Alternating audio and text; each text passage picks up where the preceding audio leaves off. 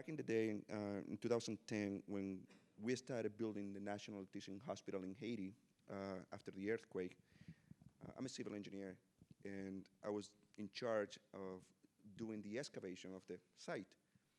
And I remember that one day I was digging one of the foundation of the building, and I found groundwater, water coming out of the ground, and like spring water. And in the community, they had a lack of water. And I noticed that the next day, I saw a lot of people coming from the mountain to the area that I found the water, just to get clean water in buckets, in 5-gallon buckets, so they can cook, they can take a shower, or for regular things. And I said, okay, that's interesting. And because that touched me, I said, okay, let me just accommodate that area. I pour a little bit of concrete around, make it accessible, and make it nice for the community. And I allow them to come every day to collect water, which is fine. And I remember for 2.5 years seeing one woman, one girl, actually 14, 15 years old, something like that, coming down every single day to collect water.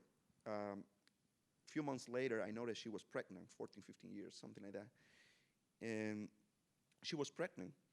And a few months later, I also noticed that I never saw her again. She never came back, down to the project to collect water. And that was, I was a little bit concerned about that. And I went uphill to her house and I went to talk to her parents and see, if she was fine, if something was going on. And unfortunately, she died on her bed, pregnant. And the reason was because she didn't have access to health care. And that really touched me because I have 2 boys. I don't have a daughter.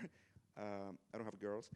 But if I do have one, I will never want to see one of my daughter in that condition.